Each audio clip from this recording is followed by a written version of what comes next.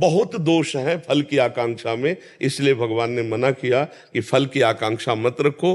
फल में सुख दुखे समय कृत्वा लाभा लाभो जयादेव, सुख और दुख में समान, लाभ और हानि में समान, हार और जीत में समान भाव रखते हुए अपने धर्म पूर्वक कर्तव्य का पालन करें। जहां केवल सुख की आकांक्षा हो जाती है वहां पाप ही कर्म बनते हैं।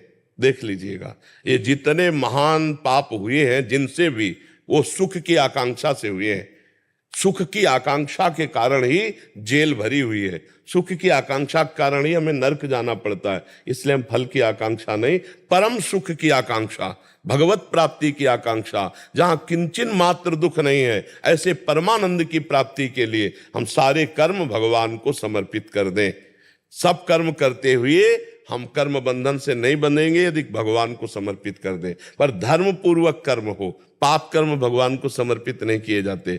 हमारी फल की आकांक्षा बांधती चली जाएगी, और जब फल की आकांक्षा दृढ़ हो जाएगी, बहुत दोष है।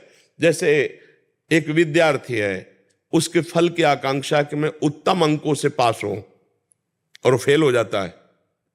और वो फल की आकांक्षा इतनी सुदृढ़ परिवार वालों ने कर ली और उस बच्चे ने कर ली कि अब उसको सहा नहीं जा रहा। स्कूल जाता है तो उससे कम पढ़ने वाले विद्यार्थी पास नजर आते हैं, वो उपहास करते हैं। घर आता है तो माता पिता उसको टॉर्चर भरे शब्द बोलते हैं, ए इतना पैसा लगा है ऐसा। अब उसको एक रास्ता दिखाई देता है, अपने शरीर को शांत कर लेना, मिटा देना।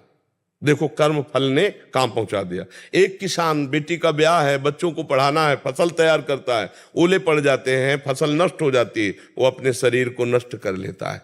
एक खिलाड़ी हार जाता है, बहुत डिप्रेशन में पहुंच जाता है। एक व्यापारी, व्यापार में घाटा हो जाता है, बहुत परेशान हो जाता है। फल में बहुत हानि है। इसलिए भगवान ने कहा कर्मण्येवाधिकारस्ते मा फलेषु कदाचन।